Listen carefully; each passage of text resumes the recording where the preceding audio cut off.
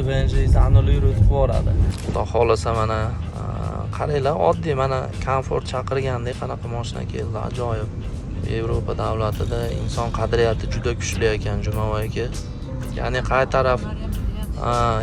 qay taraflama. Endi misol qaysidir og'ir holatda, действительно shu jarayonda bo'lsangiz, yordam ko'rsatishadi, misol har taraflama, pulingiz bormi, yo'qmi. Lekin kechki payt Yevropa davlatida bitta narsani inobatga olishimiz kerak. Mana trotuarlarga chiqib turib, голосовать qilib, taksi zakaz qila olmaysiz, mumkin emas, to'xtamaydi. Chunki qo'rqadi-da bular. Shuning uchun Yevropaga kelganki inson borki, harakat qilsin, sim kartasini olib o'zi nomiga aka. Mana 20 yevroga yaqin pul ketdi, sim kartani oldi. Litva bo'yicha bezlimitli internet va bezlimitli qo'ng'iroq 1 oy. Foydalanaverasizda. Keyin Bolt programmasini o'rnatish kerak. Mana Xudo xolasa nasib bo'lsa aka, yaxshi holatlarda topshirib olsanglar, keyin ham bilan hujjatni 2 yil VNJni olasizlar, xohlagan paytinglar kelib ketib yurasizlar-da. Xudo xolasa. В Литве что хорошее, все добрее, да? Пешеходный переход сразу моментально пропускает. Я вот что заметил в Литве. Штраф дают большой. Если не переостановится, Да. 100 евро, ох, целый день надо что найти такие деньги заработать, да? Дай Бог всему, да, чтобы все на сторону наших людей было пользу, да? Да, вот мы сейчас в Литве находимся, вот наши Давно уже?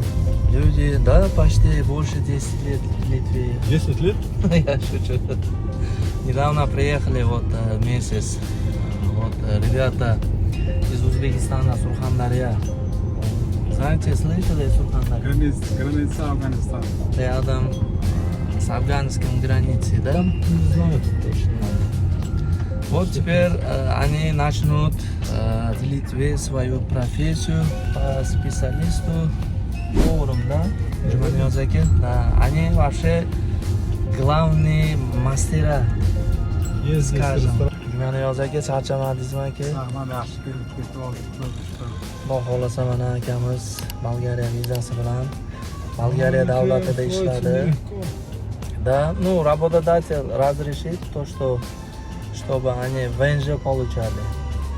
Если квота дает работодатель, да, и ему очередь занимает в миграции, а потом он подает на ВНЖ. Он как получает ВНЖ от 4 до 6 месяцев он должен отработать. После полгода он официально поменяет свою работодатель по закону Литвы, да, официально. Aka misol mana 4 oy ishlab turib bitta joyda налогинgizni to'laysiz. 4 oydan keyin boshqa работодательni alishtirsangiz bo'ladi, imkoni bor. Ba'zi bir joylarda 4 oygacha ruxsat beradi, ba'zi bir ko'p joylarda 6 oygacha majbur ishlash kerak bo'ladi. Nimaga? VNJni olib oldingiz, bo'ldi, до свидания qilib, xayrlashib sekin qochib ketib, qaysidir davlatga o'tib ishlay olmaysiz. Chunki sizni VNJingizni annulyировать qilib yuboradi. Dogovor bo'yicha ham bundan tashqari o'zini ichki nizosi bo'ladi. Ish joyingizda tartibi. Kamida хотя бы 4 oy ishlab ber deydi. 4 oy misol siz как положено oyliklaringizni, hamma yo'qlaringizni olasiz. VNJingizni saqlab qolasiz aka. Keyinchalik, например, skladdan ish chiqsa yo ichkaridan ish chiqsa, o'sha joyga borib, vakansiyasini olasiz, kvotasini, направление beradi, ishga переоформить qilib olasiz yana. VNJingizni qaytadan bo'ldi.